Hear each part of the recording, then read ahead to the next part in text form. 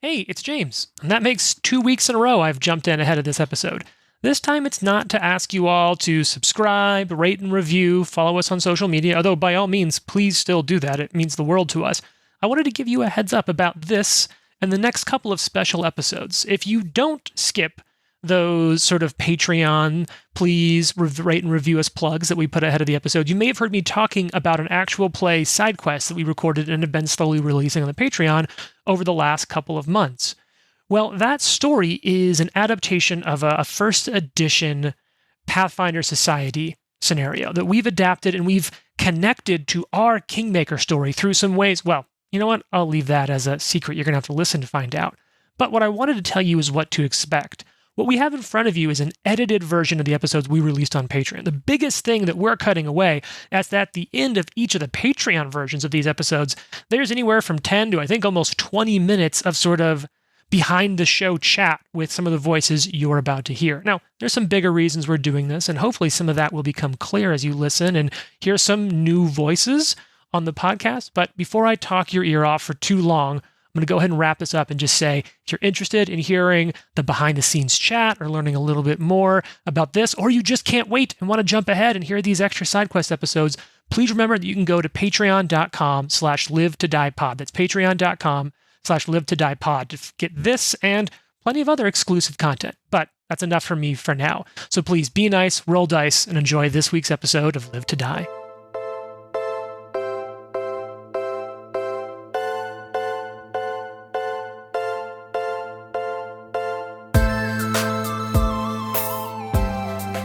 Roll dice, be nice, and stay tuned. This is the Live to Die podcast.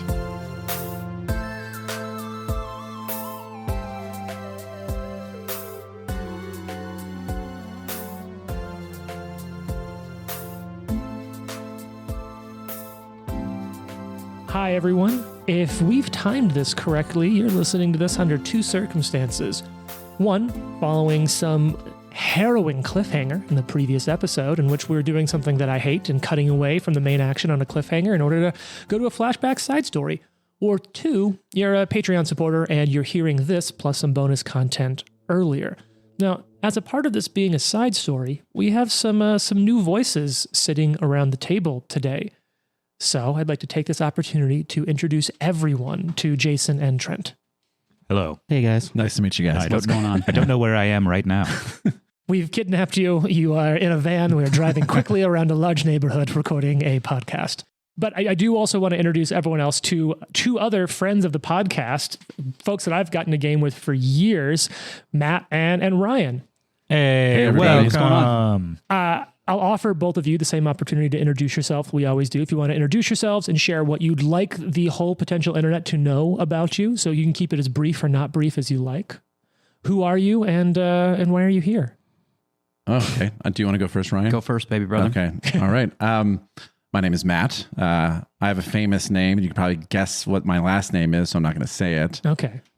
Somebody just recently died with the same name as me, which has been really weird and interesting at the same time. Is it weird to like go open up Google and see stories about your name being Yeah, you know dead? when you open up Twitter and it said Matthew Perry dead for like a week? Yeah. It kind of messes with your mind a little bit. Sure. It took me aback. I was like, oh my God, Matt did what? And I was like, oh, there's a famous person. I had the number of people, it was very sweet, the number of people that reached out to me and they were like, hey, so I saw the news and at first I was really worried about you, but I just want to let you know that I hope you're okay and everything's fine. I was like, oh, that's really sweet. But also, do you think I'm that famous to where if I died, There's a whole discourse on Twitter. there's like it's breaking the internet. Like it's really sad. Like as somebody who grew up, watching Friends and stuff, it was very, very sad. And as it's been a force over my life since I was in middle school, this guy with a famous name. And so, Yeah. I guess that's what I want the whole internet to know is be kind to those people that share famous names with famous people. Is it like a monkey off your back though now that he's dead? You almost like don't have to think about it now. Yeah. It's, it's weird because it went in phases throughout my life where,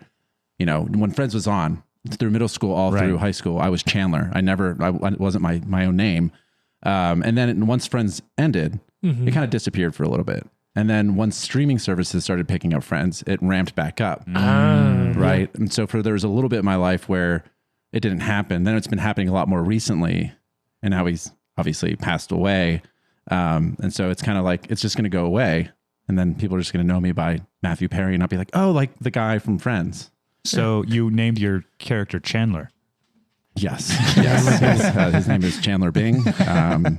He is No relation? Yeah. He's a bard comedian. Chandler Bong. Yeah. Chandler Bong. That's why we brought you here to answer that Ching. question, is because maybe the Matthew Perry will get us some traction.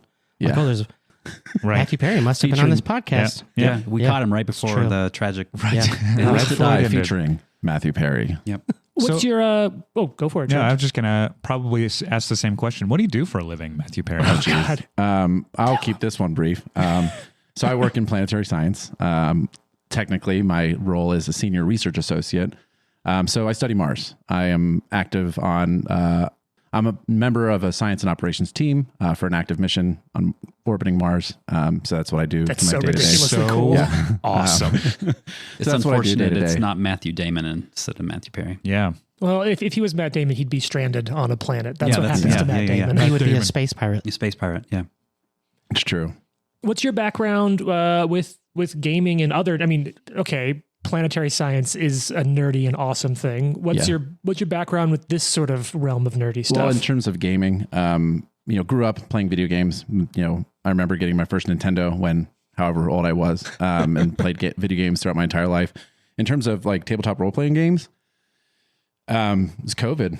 Really, I have Jason to thank for that. I was, during COVID, during the lockdowns and everything, and as we were all suffering from the thing, I believe Jason, you guys started putting a game group together, and I was like, oh, I'd like to try that out. So I think we started with the circus. That's right. Extinction Curse. We ran the Extinction opening bit of Curse, Extinction Curse. which we played for a few sessions, and it was fun.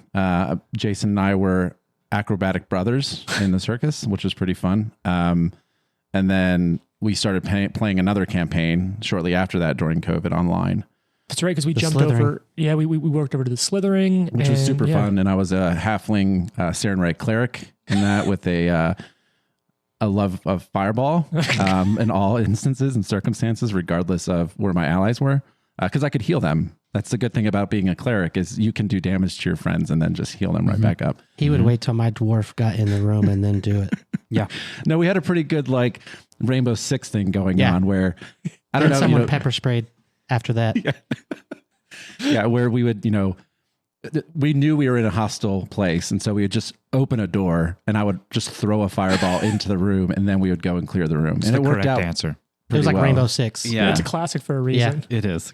Yeah. And then we got distracted with Delta Green, which yeah. I know We it's played been talked Cyberpunk about for a while too. Yeah, I played a session of Cyberpunk. That was fun. But yeah, Delta Green stole my heart. I think like a lot of people at this table. It's, for those that haven't played it, I highly recommend it. It's a unique gaming experience. That's what I'll say. And so, yeah, and I've been loving it ever since. I absolutely love, it's a little bit overwhelming sometimes, especially because, Pathfinder's been in development for so long and there's so much background and lore and everything. And it's fun to just jump in, especially with more experienced players, so they can kind of hold your hand or be like, hey, you shouldn't do that right now. You should do this instead. And you're like, oh yeah, that is a much better idea. Well, So, I'd love for you to introduce us to those more experienced players sometime, because I could use that help. Yeah, me too. Yeah. yeah. And you're welcome for inviting you. While it was a little self-serving, I was just like, let's get a game group together. Yeah. I'm dying. Yeah. with some people, But I'm glad you actually, came in. Yeah, with people you like, and that's the one thing that's great about gaming is, you meet a bunch of different people, diverse people, and then you realize quickly that you're all nerds, and then you nerd about everything. Everybody has their thing that they like to nerd out about, and everybody in the gaming community is pretty open to watching. You start to glow and talk about the thing that you want to talk about. So like, if we want to talk about space and planetary stuff, we could just change the podcast title. Let's do it right now. Yeah. I have so many questions. Yeah. I literally asked Matt a physics question the other day. I was like, the hot water feels hotter here in Denver. Is there a reason why? And he's My like, answer no. was, check your water heater. Check It's your probably water. set up It's higher. probably really, yeah. It's probably about to explode. It is physics. Turn the knob to the left. Yeah. Physically. So Ryan, who are you and what do you like to nerd out about? What do I caught myself at the back of the breath, like James told me not to do. So let me get the air out. No. What do I like to nerd out about? I'm trying to think of all the questions that Trent asked so I could kind of answer them. I'm Ryan. Been friends with Jason since like 2009. 6. 2006, Jeez. 2006, 2007. That was like 2 years ago, right? Felt like Feels it. that way. Yeah. And then we were in the Navy together. And so we were on the boat, and then I left, and then DC, and we kind of stretched out a bit. And then we kind of caught back up around 2015 when the other podcast, we kind of both got into that at the same time. Nice. And then I started gaming here. He started gaming in Connecticut. And then we've both been like trying to converge and try to cohabitate in the same city for a really long time. It just took us friggin', Where did you just move from? Yeah, I just moved from Hawaii, which was super Convinced him to cool. move from Hawaii to Denver. Hawaii to Denver. Wow. It was very cold. Could sell you anything. It was Yeah. only, what, 3 years in the making, 2 years in the making? At least. At least. I gave up at least 7 times. So for sure. One time Jason was going to move to Hawaii and then moved to Denver instead. So I think I've known Jason for what, like almost 5 years now? Mm-hmm. And I think it was literally like the second time I ever talked to Jason. He's like, well, it's my buddy Ryan. And like, it was just a part of like the conversational lexicon of our friendship was that like, oh, Ryan this, Ryan that. So I finally got a chance to meet you kind of virtually during COVID when we all started playing a couple of games. Yep. Cyberpunk Red. So the catalyst to get me here, I retired from the Navy in 2017 and then went to... Congratulations. Thank you. Yeah, I appreciate that. He's old, everybody. Super old. So I sound much younger than I Way to make am. it through, bro. I know, it's Yeah. great. Now I laugh about it. It's like, wait a second, how long were you in? Too long. So I went to HP and got my undergrad and ended up getting an English degree because it was just fun and it was free. And then that kind of inspired me to did a creative project for my senior project as a 42-year-old guy. And then I was like, I want to keep going. So I applied to grad school here, applied to grad school there. I got in here and now we're here. So Hell I yeah. actually go to school. I'm getting my MFA at Regis, prestigious Regis University. I work in the admissions department there and I play games here with y'all. So it's been really cool. I would bring up the fact that when we got out of the Navy, air quotes, together, we also went back to school together. Yeah, Like, we that went was back a to huge school. thing. Yeah, Like, yeah. you're going to school, I'm going to school at the same time. So yeah, it was really awesome. pretty Kind dope. of like share all those things. So it was like, people are like, who's this guy? It's like, well, Jason's my best friend. He's like, how come? I was like, because we literally have everything in common. Mm-hmm. We got out of the Navy. We were both chiefs. We got out of the Navy at the same time. We both played games. We're both into sports. We're Mountain both bikes. into mountain biking. And then, now we play tabletop games. And now, so to be here and to doing this is really awesome. Jessica is a little bit jealous of our friendship. Yeah, I'll so admit is McCare. Doesn't make sense. No. Everyone at this table is so much smarter than me. That's not true. I don't think that's I true. follow you on Twitter. I know Maybe that's Matt. not true. Maybe Matt. Yeah. We can talk politics. We can Yeah. change the podcast right now. We can just Yeah. do It's Matt like and the- Trent political yeah. hour. We have Just so many, gonna- space. so many Dear guys. splinter podcasts Yeah. coming up. Yeah. All right. Well, thank you all for taking a little longer than normal to meet these people. They're folks that I'm really stoked to get to have at the game table with you. And one of the things that I was so excited about in Kingmaker were the opportunities to tell some different types of adventures, go off of just the main AP track and start building sort of a live to die expanded podcast universe a little bit. And a part of what I wanted to do with that was start expanding the voices that all of you get to hear.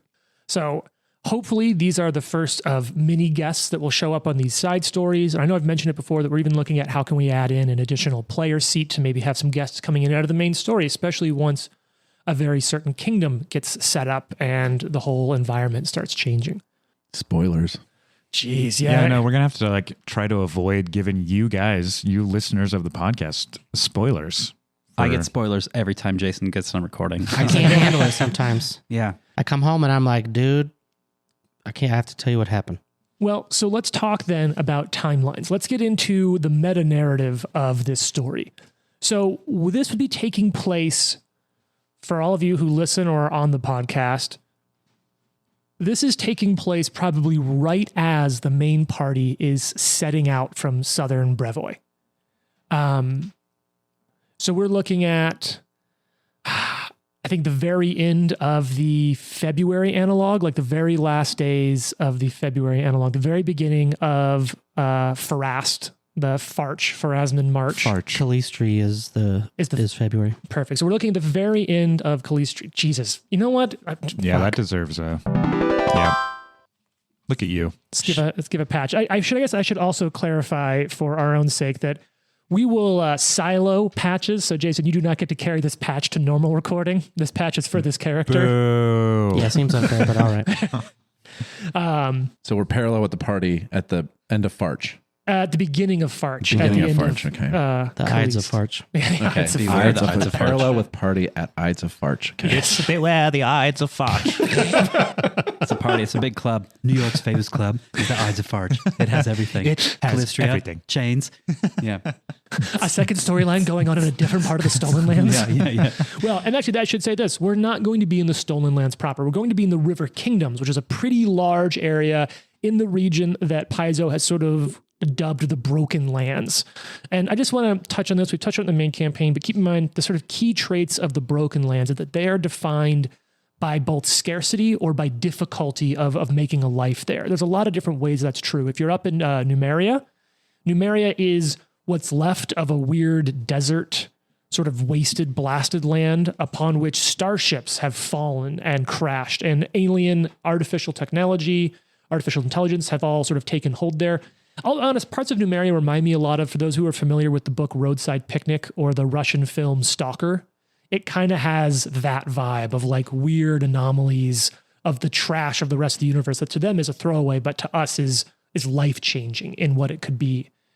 And then, of course, you go east of there and you have Brevoy. Brevoy is a land that used to be two separate nations united under a strong ruler, but the lineage of that ruler has since sort of waned, or maybe even is missing. And what's left of the northern and southern houses are beginning to potentially war with each other. Think sort of Game of Thronesy in a way. And then the River Kingdoms. The River Kingdoms are something else. The River Kingdoms are a collection of city-states that have a loose agreement to enforce a handful of rules among them. These rules are called the River Freedoms, and there are 6 of them. Say what you will, I live free. Oath breakers die. Walk any road, float any river. Courts are for kings. Slavery is an abomination, and you have what you hold. So this is New Hampshire?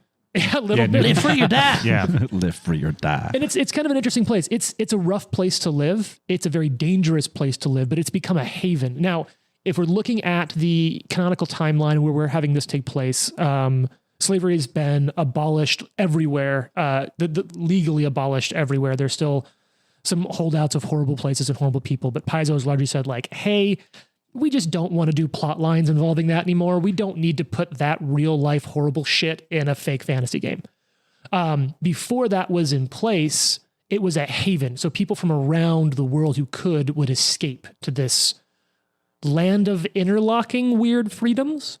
Now, it's worth noting that these river freedoms were established at this first council, this River Kingdoms Council. I forget the exact name. Doesn't matter.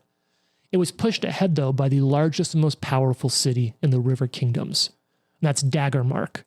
And that's where our adventure is going to start today. It's the closest thing the River Kingdoms have to any sort of stability. And it's due mostly to the fact that Daggermark has an extremely large standing army and 2 very powerful guilds, the Assassins Guild and the Poisoners Guild. And they hold considerable sway in this pretty unruly city-state. Once again, still the most stable of all of the chaotic city-states that exist in the River Kingdoms. It's a little bit of flavor. It should be worth noting here that any citizen, any resident of Daggermark can hire a student assassin once per year at a reasonable rate. It's like a socialized killing. It's like going to the dentist, but going to like the trainer dentist when you don't have insurance. Yeah, or like when you go to like a, you're getting your hair cut by someone who's in school for that and it's a little cheaper. They have that. Oh my God. So once per year, any citizen can hire a student assassin at a reasonable price.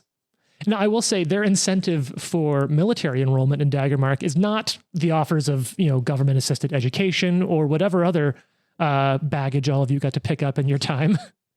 In Daggermark, if you or your immediate family are a member of the military, the Assassins and Poisoners Guild are never allowed to take contracts on you or your family. That's a benefit. Honestly, I might take that benefit. That's quite an incentive. Seems better than free college. Like, hey, free college goes a long way. I think Galarian especially, Yeah. Don't die or go to college. I'll pick don't die. Fantasy places are notoriously dangerous around every corner, and to have a have a promise that at least these two groups won't try to kill you, that's pretty good. There's some good qualities to that for sure. If you make it to 30, they'll kill someone for you for free. In the first 10 years, you're out. Yep. As long as you have 25% disability.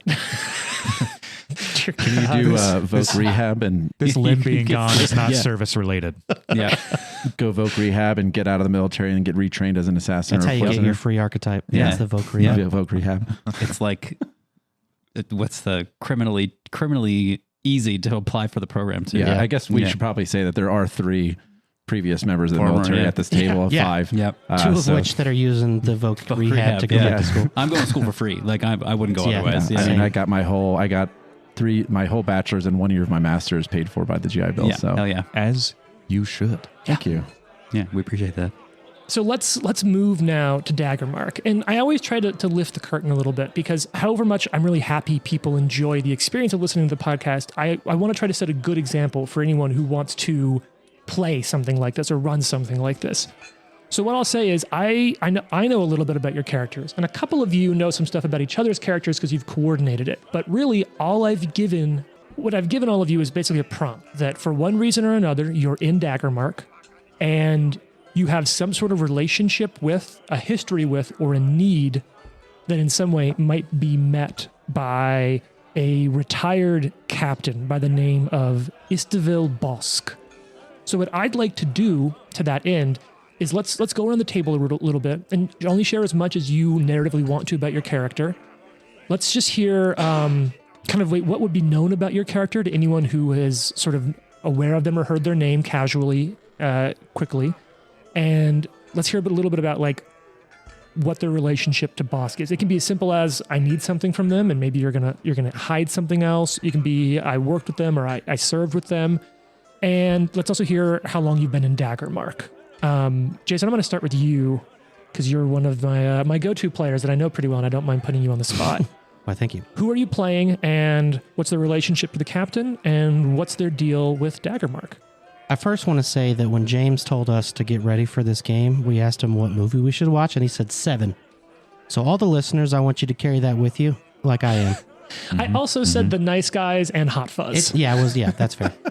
Buddy cop movies. Yeah. I mean, those are all the same. Yeah, they're all they're exactly. all They're just exactly buddy the cop same. movies. Yeah, buddy cop movies. Yeah. My character's name is Bartabas, and Bartabas is a big, hearty fellow. He's about 6'5". Big cape.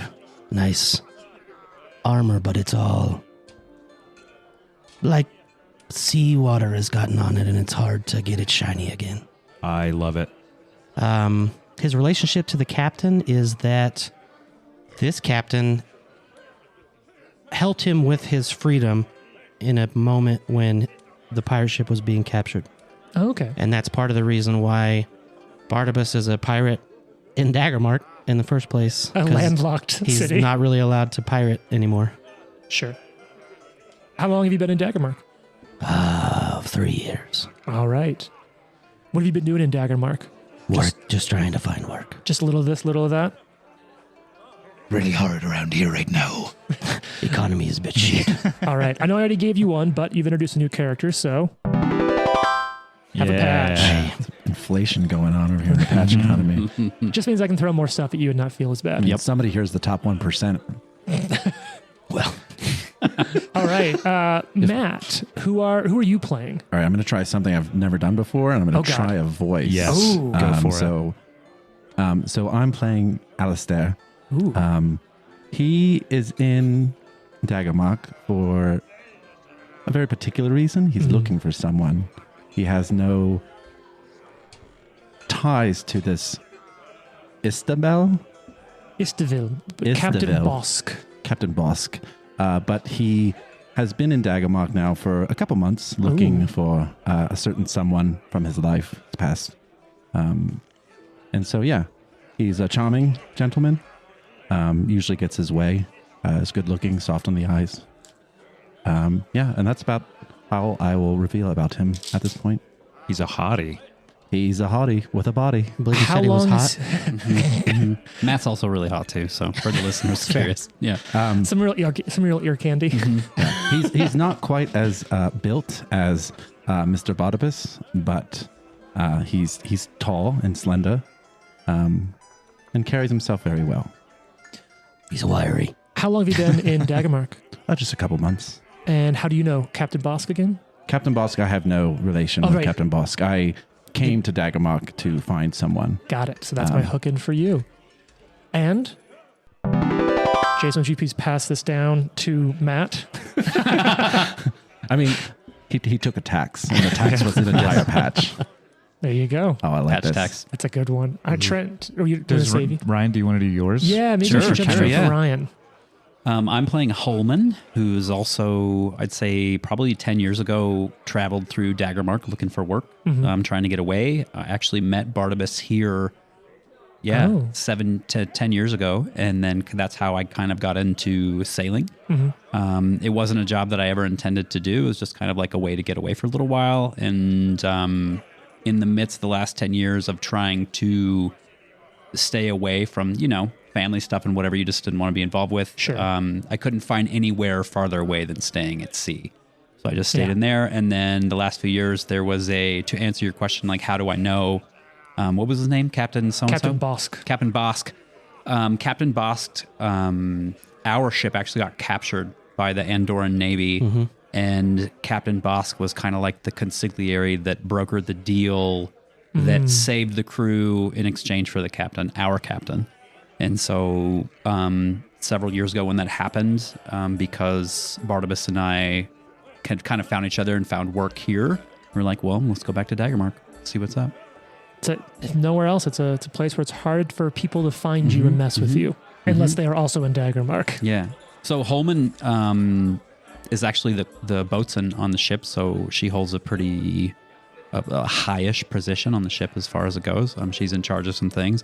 She has very nice sailing clothes on. Quick pause. As a landlubber here, what the fuck is a boatswain? The boatswain is the person who, on a wooden ship, is in charge of the sails and all the rigging and everything. Shit. Yeah, so that sounds important. Yeah, so she's the one that's like barking orders, hoist here, hoist there, about there, and yada yada. I don't actually know anything, even though I spent 20 years in the Navy. The sail's just a big piece of metal. So you were on a submarine. I was on a submarine. It's different. So if you had sails down there, it'd be a bad place. Yeah. So wave sails. Yeah, so I wear like a purple and gray like trench coat that looks like some custom style. Maybe she got it from a different sailing ship and then adjusted it to fit the colors that the captain flew for our former ship. Yeah. Barnabas is the sailing master.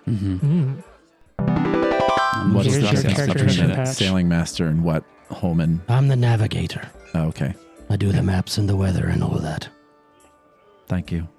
I love that voice already.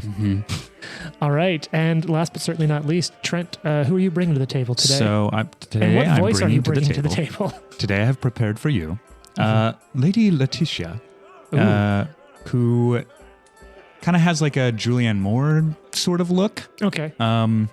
Redhead, thin, just wearing normal clothing. Okay. I imagine her sort of walking into Daggermark, maybe taking some rings off, putting away a cloak in a bag before carrying into the city. Kind of getting nondescripty. Yeah. Try not to get jacked. Pretty much. And she knows Bosk from way back in the day. Yeah, he's been many different things over the years, but he served as, well, it was one of the many different knightly orders that has now been sort of, at one point was sort of subsumed into the Knights of Last Wall. But he's been, obviously at this point, some consigliere work, sort of brokering some deals. For those of you who don't know, if I understand correctly, the consigliere is sort of, in the military, like in the medieval history, is like sort of an owner's representative when working with mercenaries. It's like you're like, I don't know how to work with mercenaries, so I'm going to hire you to represent my interest working with military folk. Popularized by Italian families in the, like, was it 1300s, 1400s? Yeah. I believe it. She's definitely... Shout out to the Godfather. Yep. She has come Billy to the Crystal. city looking for Bosk, and I think is probably on edge looking around here until she finds him, at which time she will be very relieved. There's a patch for you. Superb. All right, so I'm going to ask for a little bit of improv from all of you. I'm going to give all of you a little bit of instructions, and then I think we're going to follow Trent at the beginning of the scene. And I'm going to ask all of you to kind of bring yourself into the scene when it feels appropriate for your character. So I think given what you've shared, you're looking for Bosk. You're going to ask around. We're going to follow you. For Jason, which would be Barnabas, and Ryan, which would be Holman. I'm working on getting the names still. I have them all of you. Thank you for writing them down on index cards in front of me. Both of you got word from like a runner or a message, or some sort of message was sent to both of you from Captain Bosk saying, I've got a favor I need. There's some stuff's gone sideways, and one of my associates needs to get out of town, and I don't trust anyone I don't know to get that work done for me. I'm calling in the favor. And so both of you kind of get that note and that message that he has someone he needs to get out of town, and he can't do it himself, so he's going to ask both of you to come in and help him with that. And it is the debt, whatever debt you owe, whatever past you have, this is what he's calling in it for. Go now. In general, you've gotten that sometime today. We'll bring you into the scene. And then Matt, for Alistair, what you're looking for, you've heard around town that this Captain Bosk might know. Might be that the best way. This retired captain is one of those people who, like, despite being retired, everyone still calls them by their rank. You've heard that's going to be your best in. Now, so those of you who are in town, you generally know where he can be found. For those of you who are new, you may have to ask around. But let's start with Letitia. Yeah. You're in town, and you'll need to basically gather some information. How do you think she'd go about trying to ask after him? I imagine the first thing she does is sort of like go toward a tavern, and she's probably trying to get the attention of like the barkeep, you know? She's like, excuse me. Hello, I'm trying to get some attention here. Yeah. There's a bigger, burly Leshy behind the bar that's just like weirdly secreting things into like parts of the brews. Very strange. I'm looking for a Captain Bosk. Don't know. Right, that fucker. Yeah, runs a different inn, not quite as good as this one. Over in town, the Mug and the Rat. Disgusting. Can you point me that way? One of the many like fungal like phalanges sort of like lifts up and points generally in a like sort of westward direction from where you've come into the city. Okay, it's that way a few blocks. Look for the cesspool. Yes, thank you. And she kind of slips him a copper. And it like it's hard to read a Leshy's facial expression sometimes. Sure. It reacts some way to that. Yeah. And she'll kind of just head that way. All right. I hear he's a fun guy, though. Mm-hmm. Boo. You know what? You got to put it out there. Yes. Please pass that down to Matt. Thank you very much. Oh, man. All right. So you start working your way there, and sure enough, she's like clutching all of her things to her as she's walking through these streets. And keep in mind, like, you have to imagine that safety in Daggermark is a weird place. So the river kingdoms, the river freedoms are in place. And so the biggest one that you would probably know that's in place is you have what you hold, which means whatever anyone has. So it's robbery is actually considered somewhat okay under the river freedoms, but theft is not, because it's taking from someone unaware. If someone knows that you've taken it from them, well, then they have the chance to fight you back for it. It's totally fair. It's a weird place. It's sort of like mutually assured destruction for the sake of communal societal safety. It works up until it doesn't. And it's only held in place by the fact that there's always a bigger fish. And in Daggermark, that's the Assassins and Poisoners Guild, opposite the governmentally agreed protected military. You are able to work your way over to the Mug and Rat as rain is starting to come down. It's cold this time of year, so it's almost sleeting at times as it's sort of hitting the ground, coming in. And manage to work your way over. You see the sign out front for the Mug and the Rat, or the Rat and the Mug. The Mug and the Rat. I do think as the sleet is coming through, it's sort of starting to distort the clothing she's wearing a little bit in strange ways. You're maybe starting to see glints of silver or chain underneath. Ooh. And before she walks in the door, and then it all goes back to normal clothing. Interesting. And it's kind of as you get inside that you are able to start hearing the steady patter of sleet now just ringing against the windows of this place. And it's breaking up an otherwise pretty eerie silence in this inn. Where's everyone else at this point? Where do you think your character is coming to play here?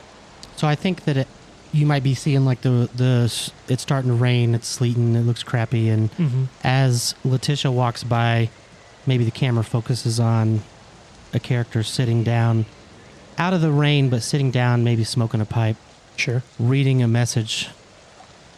Oh, back there in the corner, they call him Strider. And he's just like, and he gets up and walks to another part, walks up to Holman's character who's sitting not far away, and he's like, top hat. yeah, nice top hat, looking sweet. And he's like, Boats. I believe we have some work to do, but it's for Bosk, and I'm not sure. Did you say work though? It is work. Oh, this is good news. Let's just And she keep an starts eye on him patting. this She time. starts patting around. She's like digging in a pocket. She like pulls the pocket out, like pulls him inside out. He's like, "Do you know what this is? That's my last silver piece. And if we got work to do, that means I can start drinking tonight." Aye. Sounds good. I got Wait. silver. You said it was for Bosk? It's for Bosk, so let's take it Yeah, fuck it. Let's go. take it slowly. You never know when we're part of his deal. Yeah, but One. the last deal didn't work out. Well, I guess. And she's like, and she looks at her silver. No, let's go. All right. and he like flips up the hood on his cape and meanders his way past a horse He watches some tiny men getting pints of I didn't beer. even see that horse. and walks into the what is it, the rat The and mug and the rat. mug and The the rat. I gotta say, I realized that you meant boat as like shorthand for boatswain, but it 100% was just like you walked up to someone and said the noun of Oh, the no. thing. That was in your It's character's short for backstory. boats. Master Holman, too. Master Holman. How about those boats? I just love the idea of walking up to someone and being like, newspapers.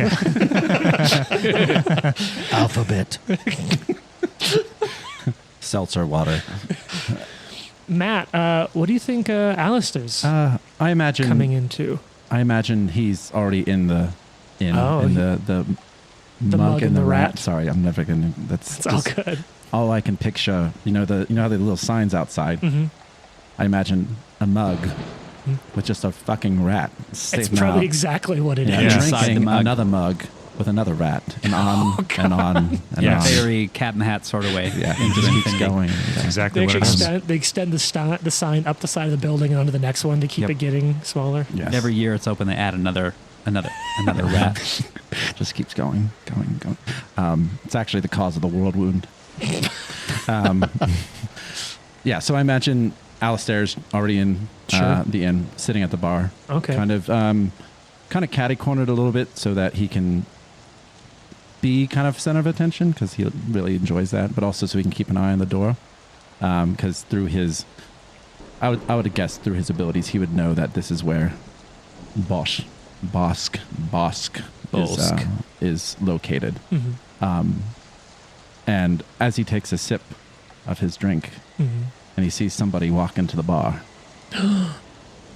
And it's right at this time when you see those two walk into the bar. Letitia's already here.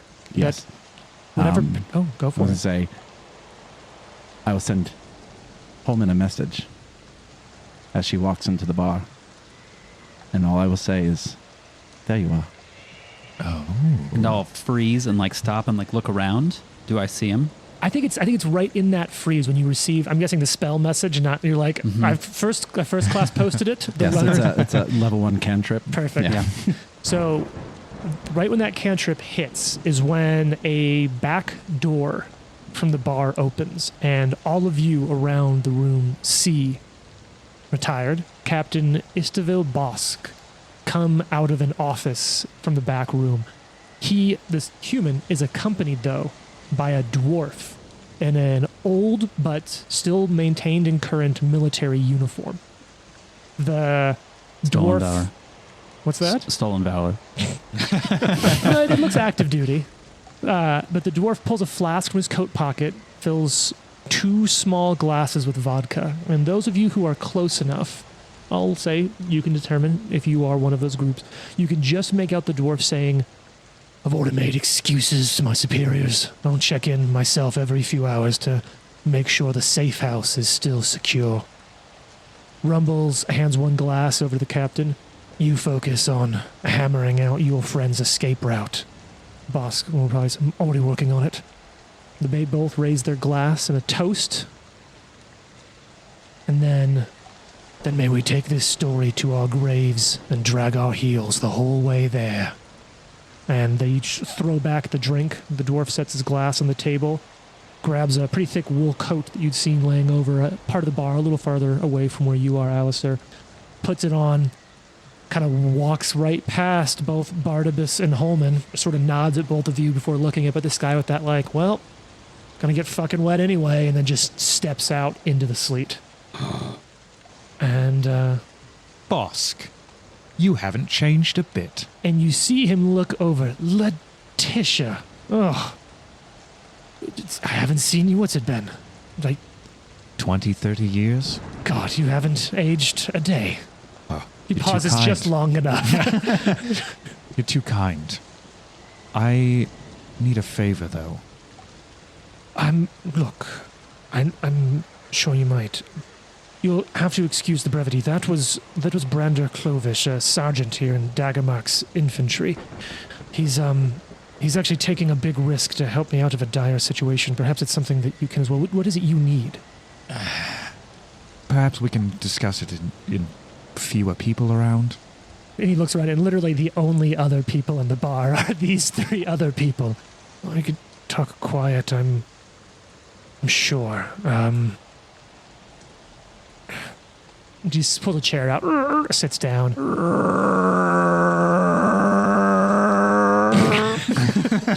Dragging your heels very slowly the whole way.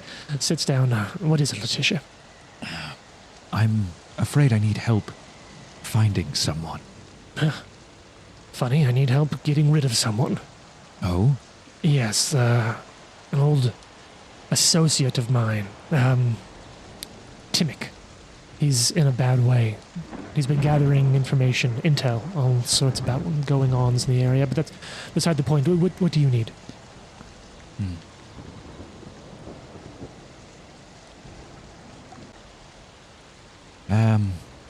I'm in a bit of a strait. My husband, things haven't gone well. And Sure. I need to find someone desperately. Well, look, if you need to find someone, the best man I know for it is the same man I need out of town. Oh, Maybe we can help each other out. He sort of looks at the lightning over his shoulder, sees the other 3 people in the room. Oh, this is actually excellent timing.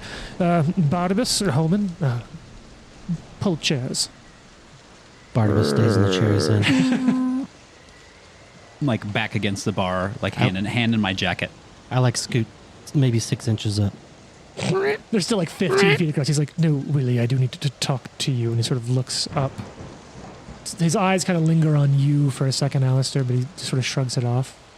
Yeah, I'll send another message to Holman and just say, just act natural. And at one point, just come introduce yourself. Why is that pretty boy looking at you like that? And I just reach out and put my silver piece on the bar.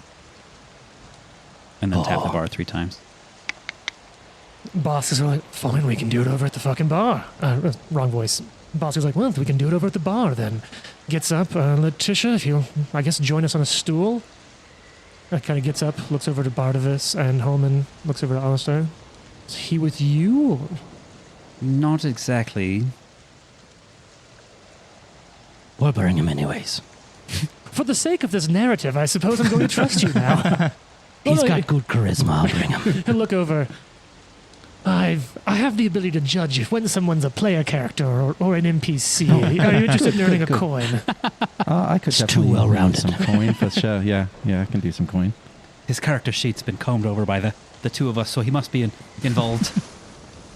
was like, look, an old battle brother of mine, a gnome by the name of Timmick. He's been exploring and surveying part of the sewer complexes here beneath Daggermark. I made sure to pull some strings and grease some palms that I know, clear his activities with every official possible, so we wouldn't draw unwanted attention from the assassins or poisoners guild who really run most of the city here behind the scenes.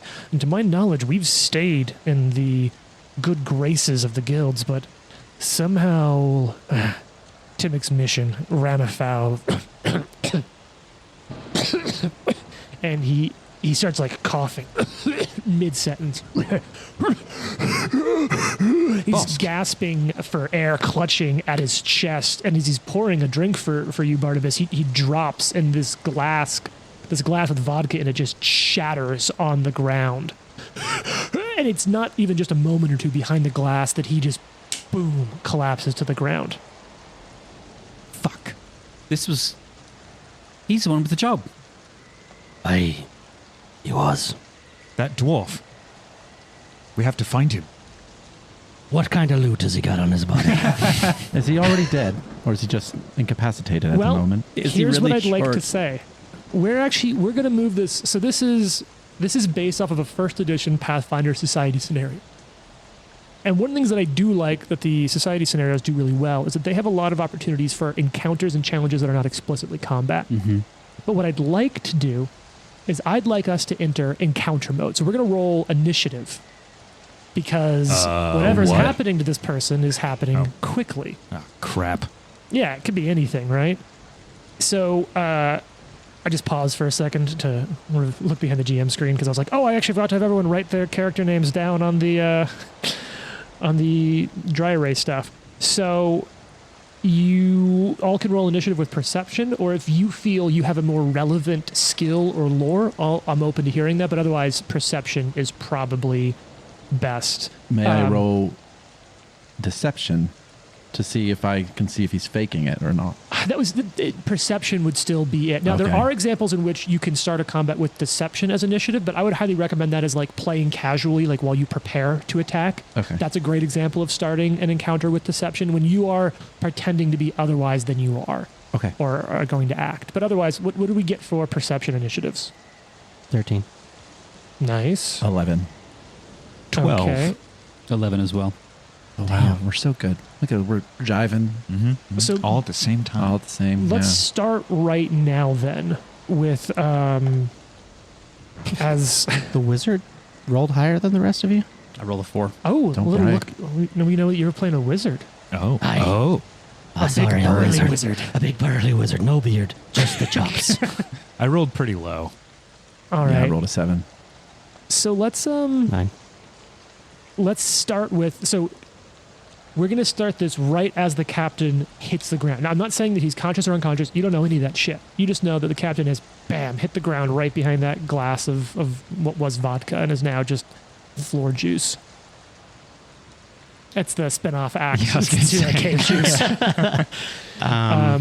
So, Barnabas, you get to act first. What do you want to do? Barnabas Fireball. is... I'm worried a little bit less about action economy. This Yeah. is a little bit more about just like pacing and tempo. Mm-hmm. Is anyone here a doctor? I have some ability to heal, yes. Aye. And I have an anti-venom. Maybe we should check on this guy. He owes us some money. Oh. It's the only Welcome reason to you want Daggermark. I mean, he's a person, but okay.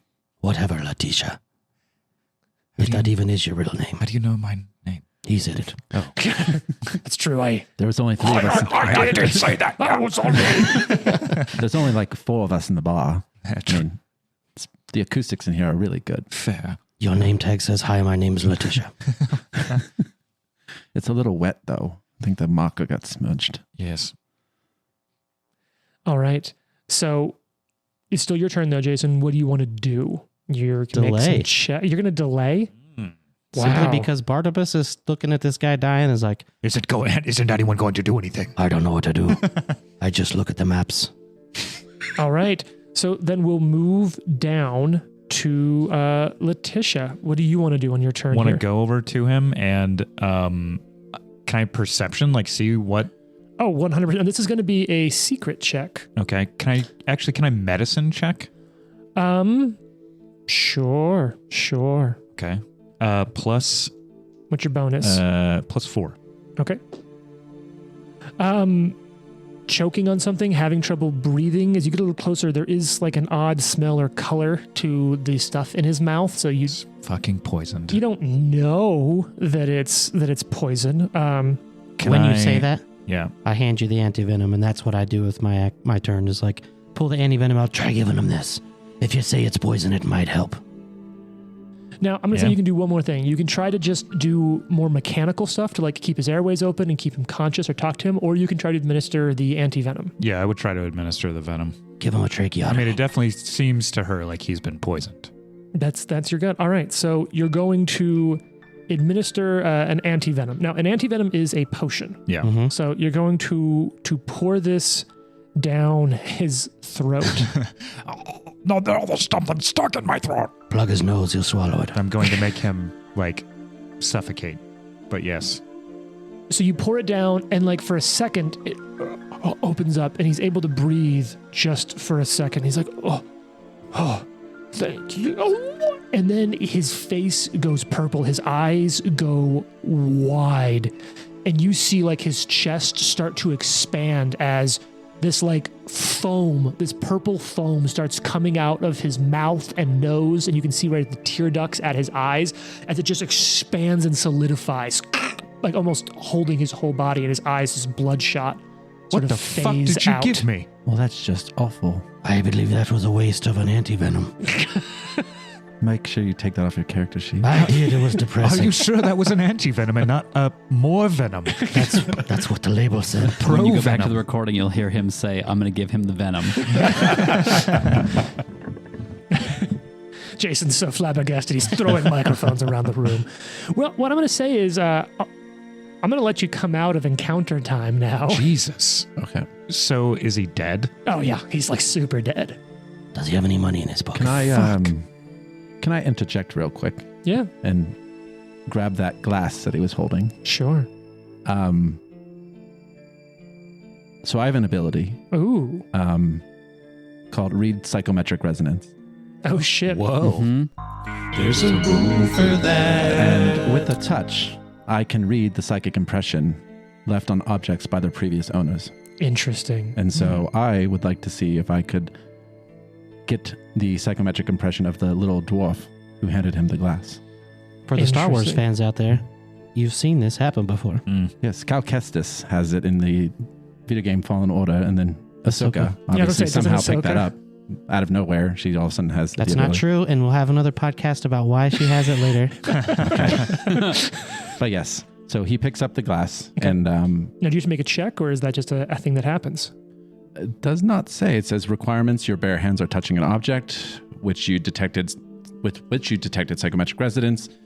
Effect: you spend 1 minute concentrating on the object to get a vision of the face of the Perfect. person who imbued the item with such emotion in the first place. If the associated emotion is painfully negative, I might take 1d6 psychic damage, as determined by the GM. Oh, That's cool. so here's what I'm going to say then. For the next minute, you're focusing on this. That's going to give everyone else some time. We're going to loop Okay, back that's fine. to you. No, I love that. God. I mean, I say it a lot. I fucking love Pathfinder, and this is one of those reasons, because it's really cool to see a rule like that. And I'm sitting here like, all right, now we're going to see what happens next. What are the rest of you doing in this moment while this person who's like, it could be anyone, it's probably a villain. You'd probably kill Alistair. I'd like to see you try. Do you think he's gonna lick that or what? I'm just sitting there. I'm sitting there, eyes squeezed. Yeah. My monocle and my eye. I can just see, like, from a camera perspective, it's like, you know, really close on him, and he hears us talking, and it's just like, Oh, yeah. Yeah, I imagine I'm just like, I walked over, I picked up the glass, and I'm kind of just rolling it around in my hand a little bit, concentrating. I am going to search his body, yes, for gold, but for clues as well. Okay. wow. Wow. I take a lantern that's hanging on my belt and I set it on the bar and I turn it on. Okay. So looking, kind of checking his body out. You got some options here. Do you just want to do a general perception, John? Yeah. Okay. What's your bonus? It's going to be a secret check For for obvious reasons. for perception. Can I do thievery as I'm digging through his pockets? Because I kind of want to pocket any coins that are in there. I mean, you could do that secretly, but I think you'd need to find them first. Okay. So that's probably fine. perception. Okay. Which I see you've written for me as a +4. Yes. Thank you for that. Take a +1 of that for the lantern. That's +5, my friend. Oh, you have an interesting lantern. Mm-hmm. Oh, shit. Do tell. Anybody in the Oh, light no. +1 to perception checks or recall of knowledge. That's going to be fucking that's huge. cool. Huge. 20-foot bright light, 20-foot dim. Okay, so what I'll say is you're able to look. He's obviously dead. And I'm going to roll this over. Are you trained in medicine? No. What about any sort of crafting? Yes. Because craft is general now, right? Yeah. So I'm actually gonna roll that over. I'm gonna keep this roll. And I'm gonna say this is a craft check for Plus you to 8, assess 9? on some of No, this. 8. So you were able to sort of, this clearly died from some sort of fast acting poison. And you even can determine that like what's this foam that has come out of the mouth and nose and face, that this poison is, you don't know how, you can tell me how you'd know this, but it's dark reaver powder laced with a aconite root and other substances to enhance its potency. It's an intricate and customized recipe that you would know is not on the general market. This is reaver powder. I've seen it before. We once raided a ship, had tons of it in its stores. Diddly. Did we hear the conversation between Yes. the two dwarves? Well, the human and the dwarf. human but and the dwarf. Bosk- That dwarf did mention taking this to his grave. Mm. So it's interesting this happens directly after. So he obviously knows something. You said we need to go find this chap, so I think we should probably shove off and do that. And I kind of side-eye this guy, This guy being...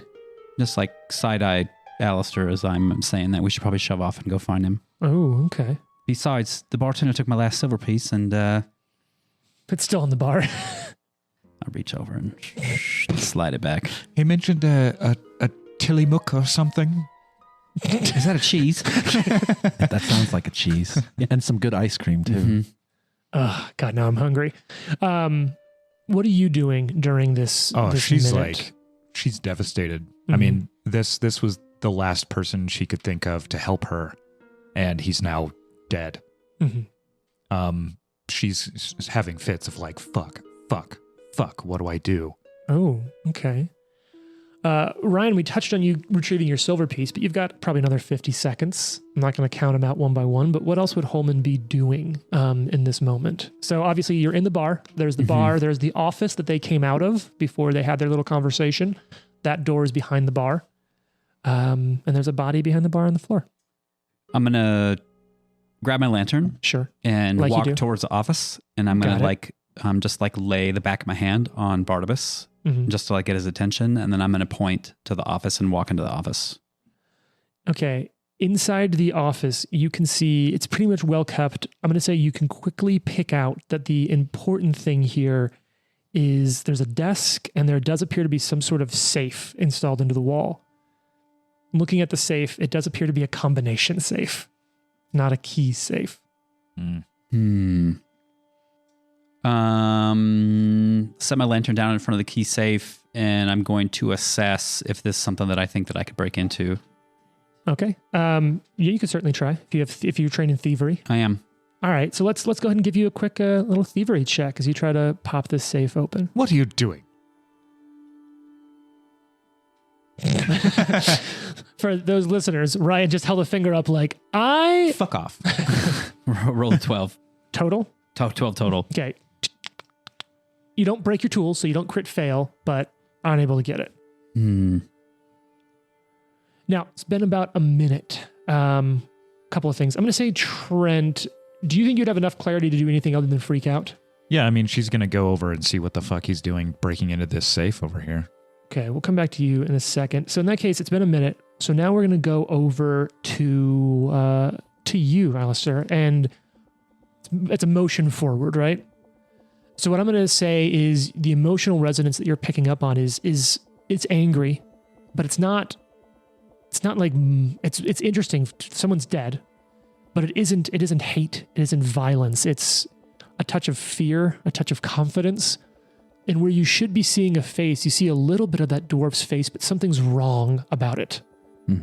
And you can't tell if it's because maybe it's the poison, if it is poison, that's interfering with it. Maybe it's something else. Maybe it's too recent. Maybe the emotion wasn't strong enough. But you see the dwarf's face, but something's wrong. And you do pick up a fear, a confidence, and a frustration. Any guilt? No. No guilt. Okay. No guilt. No regrets. No regrets. But that could mean many things. Yes. At this moment, what do you do when you get that information, Alistair? There's no barkeep, right? No, it was the captain. All right, so I Shit. I just put the glass back down on the bar. Mm-hmm. I walk around to the other side. I pour myself another beer. And I grab it and I walk into the office. All right, Barnabas, you're the only one not in the office at this point. You're still over the body. Anything else you want to do? Loot that body. Yeah, is the body properly looted? Yeah, pretty much. Okay. He's at home. He's not carrying all of his stuff on him. His cell phone and keys are still on his desk. It's like the most call the ridiculous last- part of this game. I call the last call that he made with his cell phone. Mm-hmm. Yeah, I'm sure. assuming it's a clamshell. Use Star his fingerprint to open it. He has 15 missed calls. So I guess when I see Letitia walk behind Holman and be like, "What are you doing?" Barnabas walks in there too. Sure.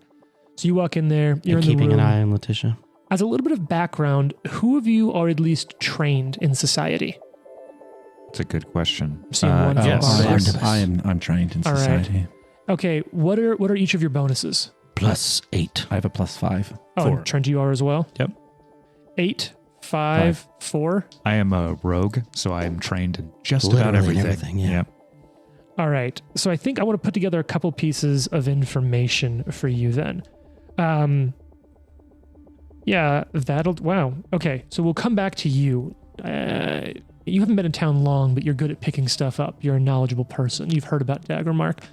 Trent, you know a couple of things. You know that although Daggermark seems pretty wild, the infamous Assassins and Poisoners Guild do wield considerable influence over the city from the shadows. And the guild's reputations prevent too much disorder, as locals who threaten the status quo tend to wind up dead.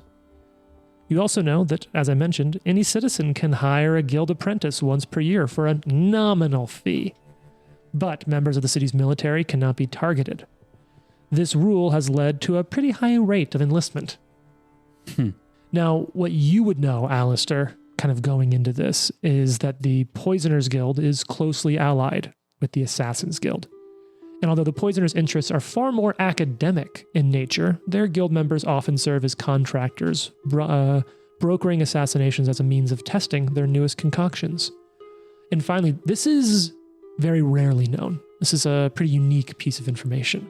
So where you got this from, how you know it, it's up for you to think about, but it's probably worth thinking about. How did you learn this? You would know that openly discussing assassinations makes locals jumpy, and contractors, if you will, tend to use coded language to discuss targets, typically referring to assassins as specialists whenever they discuss jobs in the public. It's worth noting you didn't hear any of those terminologies, though, in the conversation between the dwarven military man and Captain Bosk. They're just analysts. They're not really Not shady. They're just specialists. analysts. All right, what are you all doing? You're in the office, there's a desk, and there's this safe. Yeah, I think Letitia would start rifling through the papers. The desk? Yeah. Assuming that there's papers on the desk, Sure. I suppose. Looking through his folios. Yeah, kind of looking over the desk, there are some papers and there are some notes. And what you're finding here, what's your perception bonus again, Trent? It is +6. So looking through the desk and the papers, what you're able to find is maps and surveys from a sewer exploration. And you notice that many of them are signed off Timmick, the same name that you heard Bosk mention. I love this Tyrion Lannister reference of the small person that runs the sanitation underneath the city. There's a lot there. And of course, you have to imagine that in a place with a Poisoners Guild, good like what is the word I'm trying to think of? Like good removal of wastewater is an important thing. You don't want cyanide leaching into the water system. I should also note there actually is a pretty good brewing and distilling scene in Daggermark, just because like the amount of like essentially like biochemistry used around it. Like there's a lot of people like good at that shit, but don't go into poisoning. Like the brewing and distilling scene in Daggermark is quite good. Hence my love of the ale. Yeah. I mean, it's free now. So Until it runs out. Until it runs out. So it's Timmick. Yes. Is his name? Okay. Timmick, a halfling named Timmick, and you find it's a halfling or a gnome. Gnome. You said gnome. Yeah, my bad. It's a gnome. It's a gnome named Timmick. And what you kind of piece together in looking through these, I'm going to say this is about, I'll say you always go like a 10-minute exploration activity. So in 10 minutes, what you pull together, Trent, is that most of these excursions tend to begin at a place called the Dripping Wall Distillery. And that Timmick's field notes, and it is interesting, like these are pretty well done and recorded. You don't know what was going on between these two, but there is a record, and they are done in the style of field notes, mentions several encounters with suspicious folks in the sewers. There's also some requests on the behalf of Timmick to provide some extra security for the distillery's proprietor, Ramila. And that's what you find kind of looking through those papers. What are other folks doing with their 10 minutes of exploration? Can you help me get this open? I can. Not my laptop. I was like, yeah. I Trent's can getting try. called to do IT duty. As a millennial, I get asked that a lot. So, I can try. She has a +6 to thievery. Oh, can she aid? I'll have to double check. I think the remaster brought the aid DC down to 15. Awesome. Oh, wow. Because 20 was a little high is first hard. and second Yeah. level. True. What I'll say though is you're getting a -2 in this check if you're going to help while you're also still checking out the desk. You can get a -2 on your aid check, but you're looking to hit DC 15 is what I'm calling it. Okay. So I have a +6 in thievery as So well. do I, yeah. Yeah. Ooh, what do you got? Oh, yeah. That is 16 with the -2. So you'll get a +1 on this check, Ryan. Okay, here goes. No, you Ooh. have to wait for the tumblers to sort of hit this certain level. I didn't get it. Not able 10 to. total. Anyone else going to take a crack at this safe in the 10 minutes? I'm in there. I'll try it. Mm-hmm. Do you also have, how many of you have thievery? All of us. Yeah. I mean, Awesome. do you want me to? Are you want to roll? Nope. Jason's All right. just going for it, Cole. Well, Barnabas. I will, Nope, it's impossible. I believe that's broken. Did any of you see, I know I've shown it to a couple of you, the SNL sketch from the other weekend with like Nate Bargatze about George Washington? We just and, like, talked about this. why on they're our- fighting I the haven't seen battle. it yet. No. Hilarious. How do you spell it? Impossible. No one knows how much is in a liter. I think it's 4.4 liters per gallon, right? Is that right? I don't know. I think that's right. We'll George Google that Washington one. said it didn't matter. It didn't. No one knows. No one It doesn't knows. matter. All right, what do you got? Alistair will take a sip of his beer. He'll hand it to you and say, Hand it to hold Barnabas. this, hold this, please. Barnabas puts it on the table. And I will try my luck at the safe. Oh. That's all of us, right? Yeah, it'll be the last of us. I'll just roll like a craps table. Oh, Nice. shit. Hey, not bad. That is a 20. So That's a you- 14, right? Dirty 20. And you are able to open up Yeah, the strange a one. safe. The strange mind, one it works. upstages us. The safe could use a little oil, opens up, and you can see a number of files with names labeled across the top. Hmm. What's in those files? You're going to have to tune in next episode to find out. Find out next Yeah. week. That I time. like it. Garbage. I like being the cliffhanger. The Live to Die podcast is a production of Live to Die Gaming. Follow us on social media at Live to Die Pod. Leave a review and tune in next week for more. If you like the amazing background audio and music, all that credit goes to Syrinscape. Make sure you check them out at Syrinscape.com.